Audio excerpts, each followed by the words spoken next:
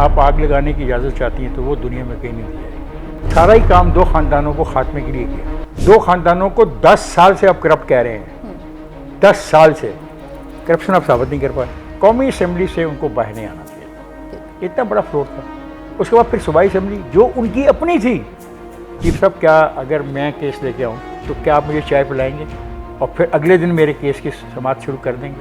ये मेरा सवाल है। गरीब सुप्रीम कोर्ट में नहीं जा सकता शाम को दरख्वास्त लेकर और सुबह उसका केस लगा। बेनज़ीर का आप इंटरव्यू कर रहे थे और वो उठ के चली गई थी बड़े गुस्से में। उनका राइट था। क्या वजह क्या बनी? उनका राइट था ना, मेरा सवाल करने का हक था, उनका रद्द-ए-अमल देने का हक। पाकिस्तान के कवानीन में कुछ हुक्म है कि एक प्राइम मिनिस्टर का बेटा और एक प्राइम मिनिस्टर का भाई दिन दिहाड़े घर के बाहर कत्ल कर दिया जाता है और उसके रवायतीन को FIR दर्ज कराने के लिए अदालतों में जाना पड़ता है। मार्शल से ख़राबी आई हमारी सोसाइटी में। हमारी सोसाइटी में तरक्की का रुझान ख़त्म हुआ है। हमारी सोसाइटी में सियासत आगे नहीं जा सकी। लेकिन फिर मेरा ये सवाल भी है कि सियासी जमातों ने खुद क्या किया? क्या कोई ऐसी सियासी जमात पाकिस्तान में है जो पाकिस्तान के हर यूनियन काउंसिल में मौजूद हो? बिलावल के पास बहुत टाइम है अभी। बिलावल को अगर आज़ादी मिल जाए तो मेरा ख्याल है कि वो ज़्यादा बेहतर परफॉर्म कर सकते हैं। अस्सलामुअलैकुम जी, नियो डिजिटल के साथ मैं हूँ रूबा अरूज। नाज़रीन, इस वक्त हमारे साथ मौजूद हैं इफ्तिखार अहमद, सीनियर जर्नलिस्ट हैं, तज्ज़ियाकार हैं, बहुत से सहाफ़ियों के उस्ताद भी हैं। इस वक्त मुल्क में जो सियासी सिचुएशन है उस पर इनका तज्ज़िया क्या कहता है, इनसे जानते हैं। अस्सलाम वालेकुम सर। वालेकुम सलाम। कैसे हैं आप? बिल्कुल ठीक। इस दौर में जब बहुत लोग परेशान हैं सियासी सूरत हाल से, सहाफ़ी भी परेशान हैं, आपका काम कैसा जा रहा है? सहाफ़ी अगर बिलावजह परेशान है तो उनका मेरे पास तो कोई हल नहीं है। वो चीज़ों को वैसे लें जो ग्राउंड रियलिटीज़ है। अगर वो उन चीज़ों की तलाश में जो हकीकत पर नहीं है तो फिर परेशानी तो उनके मुकद्दर में लिखी गई है। ठीक है। अच्छा सर, बहुत से सहाफ़ी नेशनली इंटरनेशनली ये दावा करते नज़र आते हैं कि पाबंदियां हैं। सेंसरशिप एक बड़ा बुनियादी रिक्वायरमेंट है प्रोफेशन में। अब ये तो नहीं कि आप इतने मादर पिदर आज़ाद हो जाएं कि जो आपकी सोच हो, अच्छी हो बुरी हो, उसका इजहार आप करते फिरें। ये जो आप लोगों को एक समझ नहीं आ रही है, सोसाइटी के अंदर कुछ रूल्स हैं। ठीक। आपके घर में आपको अपने वालिदैन के साथ, अपनी फैमिली मेम्बर के साथ जो इंटरेक्ट करना पड़ता है वो बहुत धीमे अंदाज में करना पड़ता है। ऐसा है या नहीं? एग्जैक्टली, हुदूद। तो आप वहाँ पे शोर मचाना शुरू कर दो, ऊंचा बोलना शुरू करें, फिर नताइज देख लीजिएगा।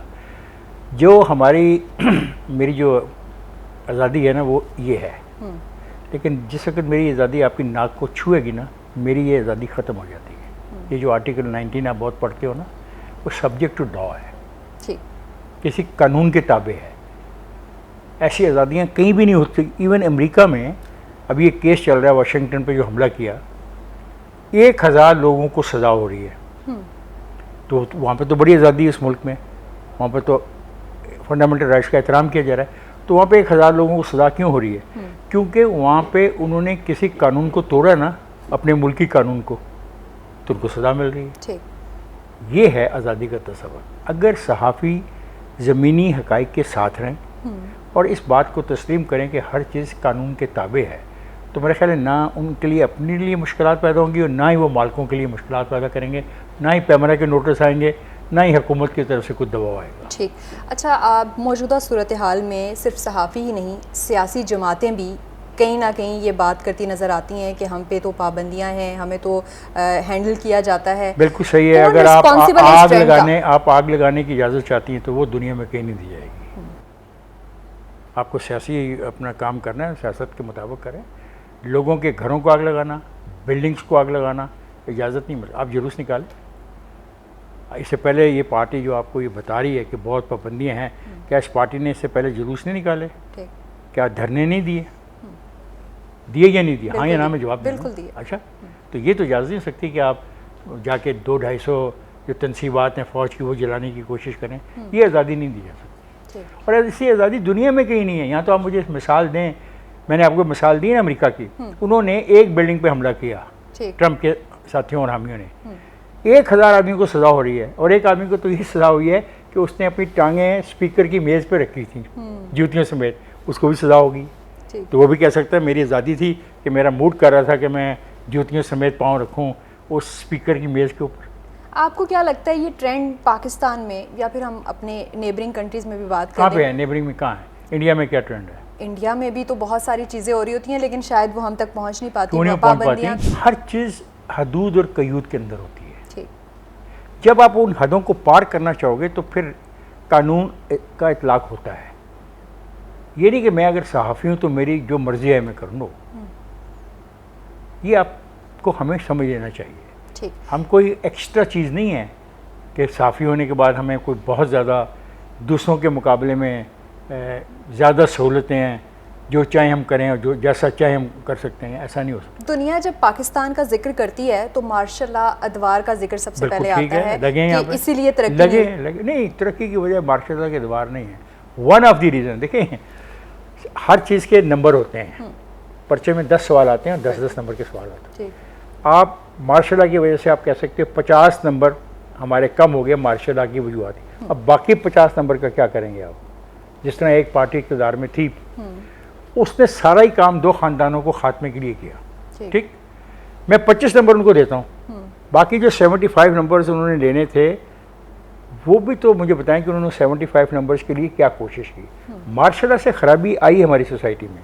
हमारी सोसाइटी में तरक्की का रुझान ख़त्म हुआ है। हमारी सोसाइटी में सियासत आगे नहीं जा सकी।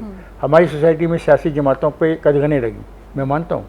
लेकिन फिर मेरा ये सवाल भी है कि सियासी जमातों ने खुद क्या किया? क्या कोई ऐसी सियासी जमात पाकिस्तान में है जो पाकिस्तान के हर यूनियन काउंसिल में मौजूद हो? है कोई? तो फिर जब आप खुद इतने ऑर्गेनाइज नहीं हैं तो आप क्या डिलीवर कर सकते हैं? और जो आपके कवानीन हैं इनको दुरुस्त किसने करना है? मार्शल लॉ तो बुरा था, वो चला गया। अब पिछले 10 साल से तो कोई मार्शल लॉ नहीं है ना। एक 5 साल एक गवर्नमेंट आई और 5 साल अब पूरे होने वाले हैं अगस्त में। तो इन 10 साल में हमने क्या कौन सी तब्दीलियाँ कर ली? पाकिस्तान की तारीख में लीडर किसको मानते हैं? जुल्फ़िकार अली भुट्टो के अलावा कोई लीडर तो नहीं है। भुट्टो को लीडर मानते हैं। बिल्कुल। अच्छा, बेनज़ीर का रोल कैसा रहा? शी हैज़ फॉट, उसने इंतहाई हिम्मत, जोश और वल्वले से काम किया। अकेली खातून थी। आप उसको देखो कि किस तरीके से उसने चीज़ों को मैनेज किया। और एक अकेली खातून का मर्दों के साथ रह के काम करने का जो तजर्बा उस खातून का किसी का भी नहीं। अच्छा, एक इंटरव्यू आपका क्लिप अभी भी मौजूद है सोशल मीडिया पे कि बेनज़ीर का आप इंटरव्यू कर रहे थे और वो उठ के चली गई थी बड़े गुस्से में। उनका राइट था। क्या वजह क्या बनी? उनका राइट था ना, मेरा सवाल करने का हक था, उनका रद्द-ए-अमल देने का हक था। ऐसा क्या सवाल किया था आपने? कोई ऐसा सवाल नहीं था। मेरा ये सवाल था कि क्या पाकिस्तान के एग्जैक्ट मुझे याद नहीं, उसका मफहूम ये है कि क्या पाकिस्तान के कवानीन में कोई हुक्म है कि एक प्राइम मिनिस्टर का बेटा और एक प्राइम मिनिस्टर का भाई दिन दिहाड़े घर के बाहर कत्ल कर दिया जाता है और उसके रवायकीन को FIR दर्ज कराने के लिए अदालतों में जाना पड़ता है? ये मेरा सवाल था। उसके बाद फिर प्रेस कॉन्फ्रेंसेस में भी पाबंदी लगी रही, क्या वजह? ये इतना कोई भी ऐसा आपकी उनकी प्रेस कॉन्फ्रेंसेस में जाने में? कभी नहीं, बल्कि we have been very good friend all the time. अब ये तो प्रॉब्लम है कि हम ऐसी बातें कहते हुए समझते हैं कि कोई ख़ास बात नहीं है। हमारा वो प्रोफेशनल एटीट्यूड है। मैं इस प्रोफेशन में 30, 35, 40 साल रहा हूँ, तो साफ है कि बहुत सी ऐसी चीज़ें मेरे इल्म में हैं, बहुत सारी ऐसी बातें हैं जिनको मैं समझता हूँ वो मेरे और उनके दरमियान थी, जिनके साथ मैं इंटरेक्ट कर रहा था। अब आपने मोहतरमा की बात की है। मोहतरमा का वो इंटरव्यू बड़ा इंटरेस्टिंग इसलिए है मेरे लिए कि वो ईद के रोज़ था। अच्छा। और हम ईद लाहौर में नहीं मना रहे थे, ईद दुबई में उनके घर मना रहे थे। अच्छा। मैं जब गया हूँ तो उन्होंने घड़ी देख के कहा कि तुम्हारे पास 1 घंटा है। मैं वो इंग्लिश में बात कर रही थी, मैं उर्दू तर्जुमा कर रहा हूँ। तुम्हारे पास 1 घंटा है, लंच पे मेरे दोस्त मेहमान आ रहे हैं, तो आप लंच से पहले ख़त्म कर दीजिएगा। ठीक। ठीक है। लेकिन फिर लंच के से पहले ख़त्म नहीं हुआ और जिस लंच की हमें उम्मीद नहीं थी उन्होंने हमें भरपूर लंच दिया। ईद का दिन था और बहुत ज़्यादा खाने पके हुए थे जो हमने खाए और फिर बड़ी अच्छी डिबेट हमारी उनकी हुई। तो मैं ये सारी बातें करके क्या साबित करना चाहूँगा कि मैं मेरे और मोहतरमा के दरमियान बहुत गहरी अंडरस्टैंडिंग दोस्ती थी। ऐसा नहीं होता। सियासी लीडर और जर्नलिस्ट के दरमियान एक दोस्ती होती हर एक की, प्रोफेशनल। तो उसको कहना कि पता नहीं को मशवरे करती थी मेरे से और मेरे मशवरों से वो अमूर ममलकत चला रही थी, तो ये फिर मैं गलत फहमी से बात कर। सहाफ़ी वैसे मशवरे दे सकता है? क्या समझते हैं, मशीर बन सकता है? क्यों नहीं, व्हाई नॉट? किस बात पे मशवरा देंगे? गवर्नेंस के बारे में, मुल्क में गुर्बत के ख़ात्मे के बारे में, मुल्क में बेहतरी के हवाले से। You can ask me. ये इवन कोई लीडर भी मुझसे पूछ सकता है। मैं अपने जो पॉइंट ऑफ व्यू उसको मैं शेयर करूँगा। What is bad in it? आज तो ये what is bad in it? बुरा क्या इसमें?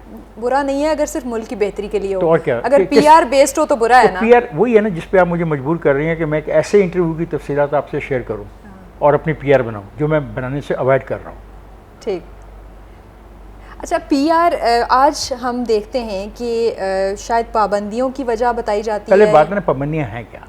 आपने पहला तीसरी दफ़ा ये सवाल मुझसे आप कर रही अच्छा, क्या पाबंदी है? मैं थोड़ा सा एक्सप्लेन करूं कि सहाफ़त आज़ाद नहीं है उस तरीके से, क्या मतलब मतलब? सहाफ़ी क्या सहाफ़ी क्या लिखना चाहते हैं? हमारे बहुत सीनियर जर्नलिस्ट यही भाई कहते हैं कि कौन, भाई नहीं कहना और है, व्हाट इज़ योर एक्सपीरियंस?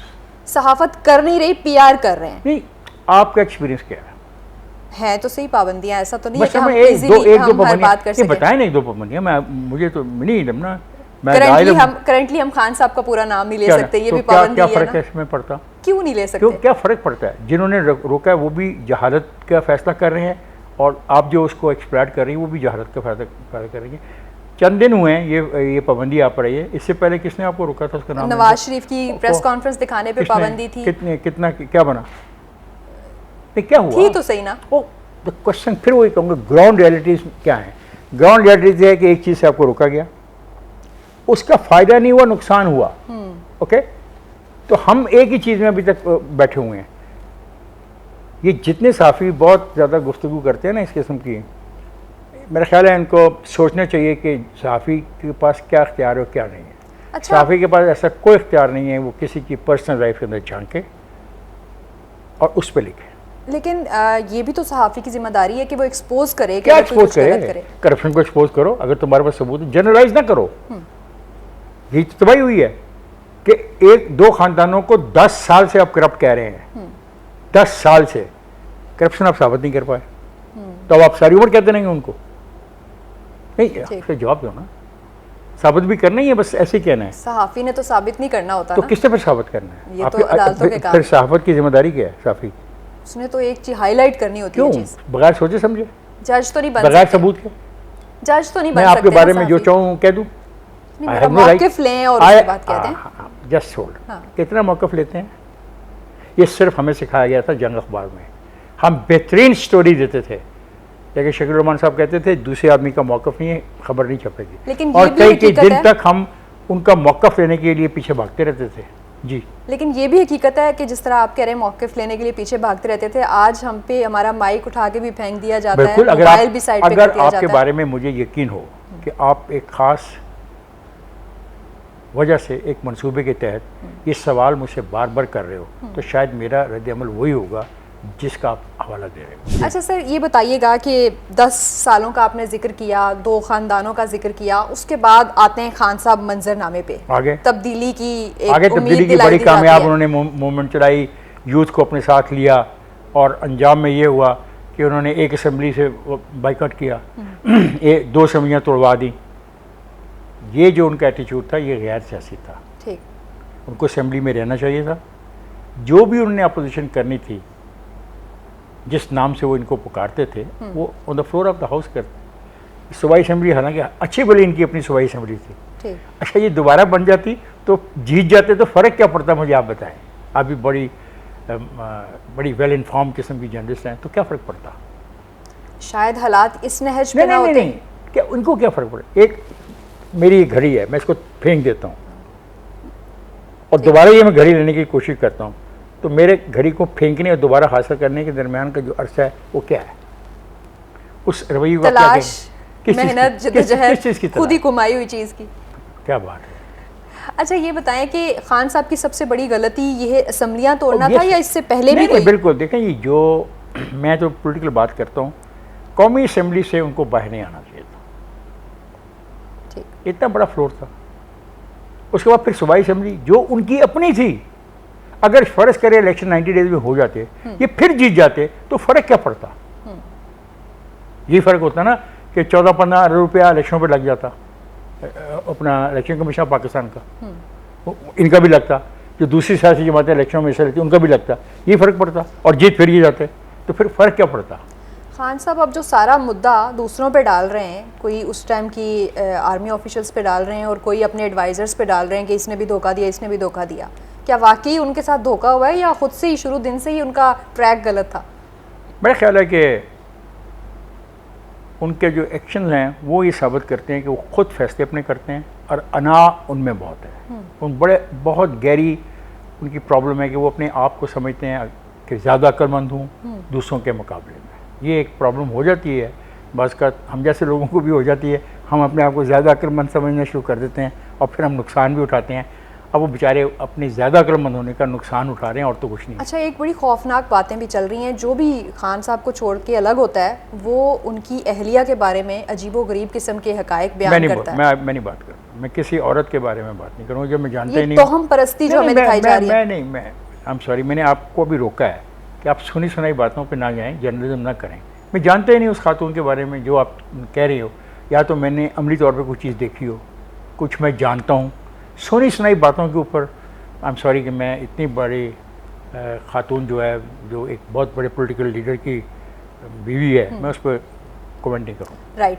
अच्छा, ये बताइएगा कि अब जो हालात हैं पाकिस्तान में, इलेक्शंस की तरफ हम जा रहे हैं। मुझे पकड़ा नहीं, आपने ये नहीं कहा कि आपने उनको सियासी रहनुमा क्यों कहा। अगर आप चाहती तो पढ़ लेते। तो वो सही वैसे यही तो बात है कि क्या आज वो सियासी रहनुमा हैं या नहीं, ये मामला भी सर, ये आपने और हमने तो डिसाइड नहीं करना, ये तो उनकी जब इलेक्शन पॉपुलैरिटी और लोगों ने डिसाइड करना है। इलेक्शन में आएंगे ना, जब वो इलेक्शन में आएंगे ना तभी करेंगे ना। बिल्कुल ऐसे ही है। उससे पहले जो है फिलहाल जो हुआ है 9 मई का लेकिन वाकया, ये भी इम्पोर्टेंट है कि उन्हें इलेक्शन में आने दिया जाएगा या क्यों नहीं? नहीं आने दिया जाएगा? अगर उनके खिलाफ कुछ भी नहीं है, there is no case against him, he should contest. और अगर 9 मई में उनकी कोई इन्वॉल्वमेंट है then he should face the music.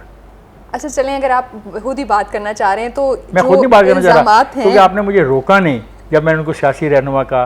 तो आपने कहा कि वो तो आप कैसे सियासी रहनुमा उनको कह रहे हैं?